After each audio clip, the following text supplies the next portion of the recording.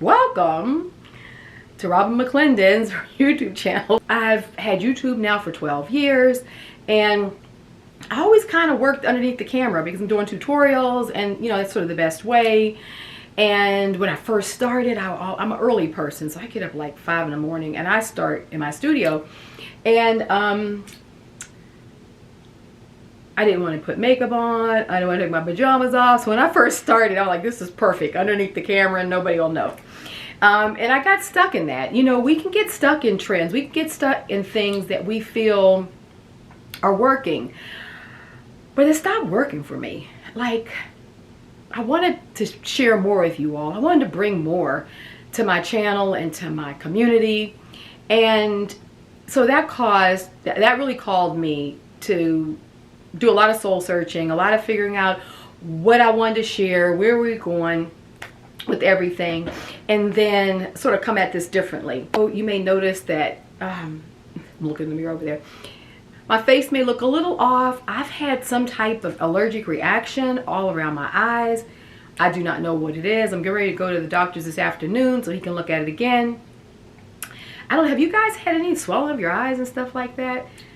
I don't know, it's crazy. So if my face is looking a little off or whatever, maybe many of you don't even know what I look like, so that's okay too. But I was not going to hold up this channel. I was not going to hold up getting started, because the biggest thing I want to bring to you is authenticity. I want you to get to know the real Robin. Let me read this to you. It kind of gives you a little idea about how I think and work. So my studio is a place where I dream, play, travel to distant places. It fills itself with odds and ends from journeys taken, and those pregnant with anticipation. Books, ephemera, stamps, stones, bones, nests, jewelry, scraps of fabric, leather, letters, all that tell stories, whispers from the unknown, inspiring to be found, discovered, new life breathed. So that was it just came to me while I'll grab a piece of paper and a marker and I'll just sort of write it, and I'll keep these.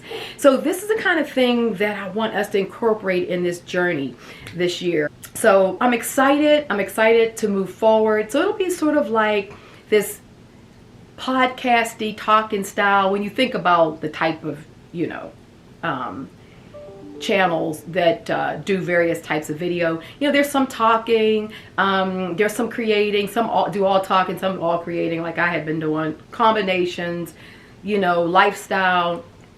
So I'll share more with you. I just kind of want to have the freedom to sort of blossom this channel this year into something that really feels authentic, feels good to me. It's a good groove, and at the same time just give you so much more of what I have to offer. This journey through journaling this year, I'm calling it the pause journal. There's a lot of reasons for that. We'll get into that, but it's all about getting those moments between the big activities we're going to do. So let's say you come in from shopping, you put all your, you know, your stuff down, you take your coat off, you kind of take a deep breath, you know, you're getting ready to go cook. In between that, you might check your phone, and in that moment where you just say, let me sit down for a second and change gears, you know, we hear that term used, that's a pause. And so I like these practices of where you can find these moments where you pause, reset, and there's various techniques I use, I'll share them with you, that you can begin to develop and start looking at all of these moments in between the things that we do as being very valuable. And when you stop and take those moments with yourself, you'll be surprised by the time you go in your studio and start working, it will fuel so much of your art because you've taken the time to really observe and become aware of that present moment. And that's some good stuff. So those are a number of the things I get asked a lot. And so I really wanted to bring that into YouTube this year. It's going to be across all my platforms, and Patreon will be doing that, and my Teachable. All those of you guys have been following me, you know all the places you can find me. But here on YouTube, it's just about giving. I just want to, you know, I want to serve you all. I want to serve my community. You guys have been amazing. You've supported me along the way. The book you know, gel plate printing for mixed media art has just been an amazing success, and it wouldn't have been that success without you all. And so I so appreciate it. For those of you who may have not seen my book, know about my book, the link for it is below. You can go check it out. It's on Amazon.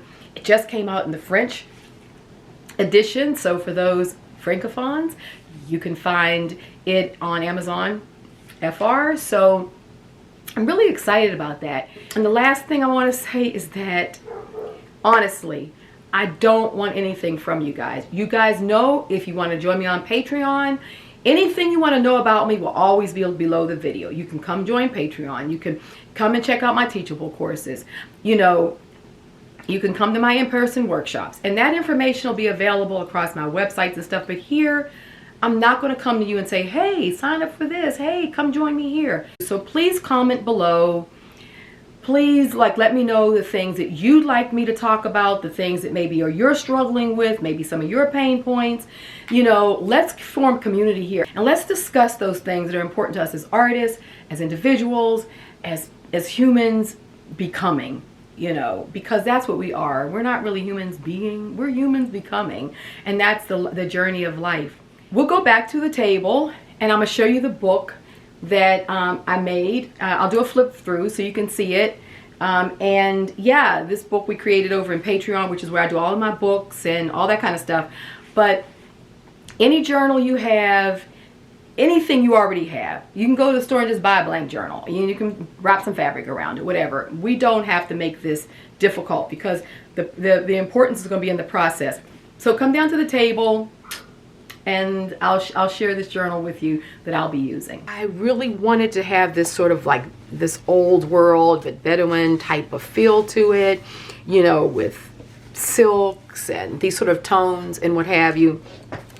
So I'm going to show you the journal, and then I'll tell you about, let's talk color palette.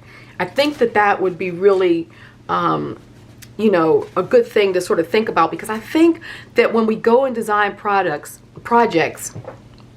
are you always thinking color palette? Are you really thinking about it before you start working? And for me, I think color palette before I begin working. So with this journal, I'm gonna flip through, and then I'll tell you how I kind of came to it. It started with the cloth for sure, because of the storyline. And so I was really wanting this kind of fabric, and in my stash I found this.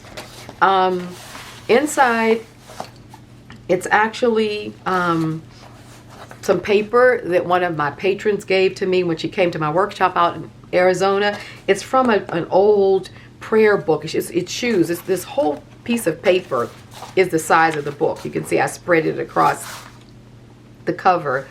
And she used to always keep it on her table, she said. And then one day she thought, you know what, I'm going to start using it. So she brought me a number of sheets of it, and I just love it. I wanted the pages to be blank. I did put some fabrics in them. I wanted that.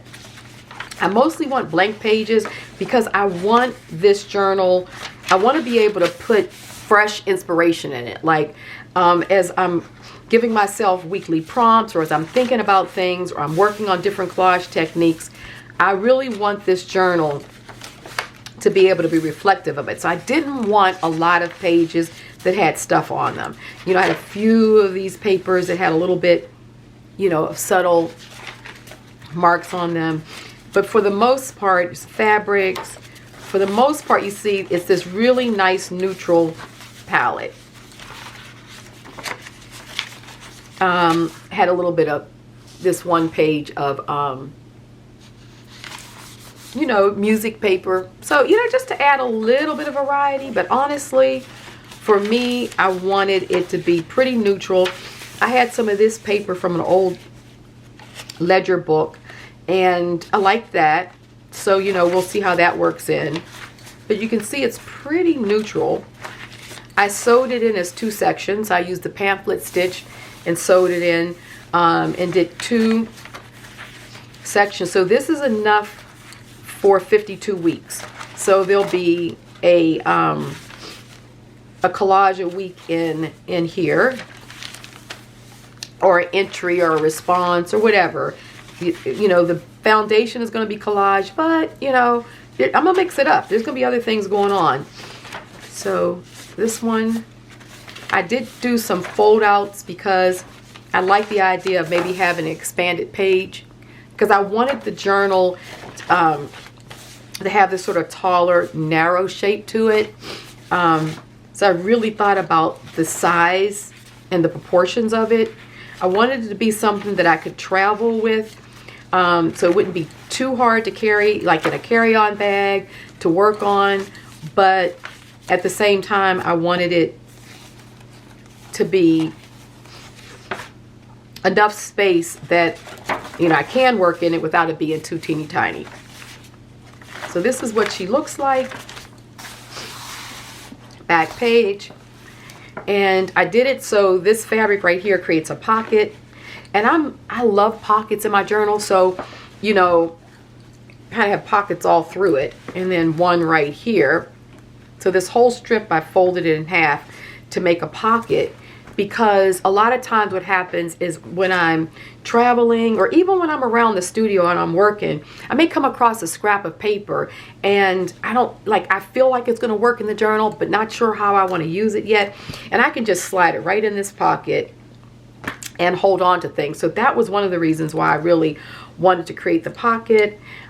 This also is designed to expand, because this is already got a lot of paper in it. And as this thing develops, you know how the books look. It's going to get chunky. So I wanted to make sure that I had enough of an overlap that as the book expands, this closure is going to end up sliding over, because what's going to happen is the book is going to get fatter and fatter. So you give yourself space for the book to expand. So that's why I have this extra there. That's like a part of the design. And then I just took a long piece of sari silk. And then I love this way of doing it because it allows for the book to, you know, it allows for you to kind of tie the book off. But, you know, as it gets full, you know, as it becomes more full and chunky, you know, you just wrap it around less times. But you have the ability to really close it down. So that's, I call it the pause journal. You know, I talk, you know, this idea of pausing and think about all the ways we can pause and incorporate that into our lives, and how we can accomplish the things that we want to accomplish in life by beginning to collect these pauses. And, you know, I have this idea that I call a pause bank. And when you start realizing how many pauses you can bank, it's sort of like the love bank, you'd be surprised at how many minutes a day you actually have to do the things you want to do. And, you know, the two things that kind of we always say is time or money, right? Either you don't have the time or you don't have the money, or sometimes both. So that's the journal. I encourage you to do your own version of the pause journal. If you know, want to know how I did this one, we did it in Patreon. So, you know, those of you who are already in there, jump over there and check out the latest entries. And, but let's talk color palette. So I knew that I really wanted to work with this. I came across this piece of fabric first, and it's a silk. It's a woven silk. It's beautiful. And the colors were just what I wanted, and it's a part of the storyline. And then I found this cloth because I knew I wanted this kind of texture. It's a linen. It's actually a cotton linen combination, but it's so soft. It looks like it could be burlappy or something, so it gives you that feel, but it's really a lot more elegant than that, and I like the feel of it. So those two things came together for me. Now, I wanted to use new paper. I didn't want to use a lot of the older paper because I didn't want it to be compromised by being too weak, and then it doesn't make a strong journal when you're trying to add, you know, material and you're trying to build up on, and the pages are so thin or so weak that they rip. So I did go through and pick some of my stronger ephemera paper, stuff that I knew was either cotton rag or you know, just a stronger paper. And so this is examples of like the music sheets, the ledger paper, and then I used some of this. I love this calligraphy, this Japanese sumi paper, because it's really strong it takes a lot of mediums, and it's just great paper to work with. And it was a good size. Some of my papers I had to cut down, but this was a good size as well. So I decided I wanted to use this paper, just a little bit of ephemera, and these were the main papers that I put in there. Oh, and I did use a mixed media paper, like the Canson from the pads, you know, of paper, and that I used that because I knew that was a good strong mixed media paper. But because this was my original color palette, I didn't want these whites. So what I decided to do is I tea stained. I didn't use coffee. I wanted to use tea because I wanted it to be softer. So I tea stained these papers, and that's where I got these really beautiful warm tones, because here again, think color palette. You may put a color palette together that the white and the bright colors is what you want. It's what you need for your color palette. So think about that as you're working on your book. But I wanted it, I didn't want it this bright white like that. You see the difference? This is this exact same paper. You see the difference in it? I tea stained it. And then this is the mixed media paper. So that was really important for me to stain these, just do a quick staining that brought the color down. So I didn't have the white. So that was a huge consideration to the color palette. Even though these older sheets blend in nicely, I still stained that music sheet and the dictionary paper that I had. I did stain those. These I stained just to kind of bring a little harmony. I stained that just so that everything was cohesive. That's what I decided to do. Here again, think color palette. So that's what I'm working on. So back to when you're designing your work, when you're creating your art, it's so important to think that way. Now, I wanted to use sari silk, and so let me show you what I had. I get this silk organza. You can find it on Amazon. I'll try to make sure to link it if you want to use it. But you see how it's nice and white, and I like that about it because I can stain it. So using the same tea dye that I used for my papers, I just dropped some of, you know, length of this into the water, and look how much nicer it is in terms of the palette. So everything is working in harmony now because all the stains work together, and look how beautifully this is working. Just really good. Some of the offcuts of fabric that I have, this is like an old wool that I put inside the book. So I wanted to add a few fabrics that I put this in there as well. But see how this is all working together nicely? So really lay out. Think about, lay out your materials, and you know, just like an interior designer or a mood board or whatever, lay things out and start playing with them. I do that, you know, before I even begin. And then it helps me to determine what I want it to do. This is some of the paper that I used on the inside, and you see it's tea stained. And I let it sort of be, you know, irregular like that. I love that. And that I used on the inside. Before I put this paper down, I covered it with this. So this went down first, and then this went over it. This was the only paper that I didn't stain. This was the original color because it you know, originally is old. All those stains there were already in the paper, and so that being a central part that I wanted to use in this journal, that helped me. I started with that and this, those two pieces, and then I wanted everything else to blend and work in with it. So as you move forward and getting your journal together, if you decide to make one, or even if you decide to purchase one or grab one that you already have, maybe, you know, think in terms of covering it with fabrics or papers or whatever, begin to think about your palette and how you want your journal to come together. Because if you do, the rest of the year it's going to be a lot easier. And I can do any colors inside. I'm not restricted to just keeping this palette. You know, I know there's going to be times I'll just have Sumi on the page. I know I'll go through a colorful stage when spring comes. So the inside gets to be whatever the inside is going to be. I'm not restricting my color palette there.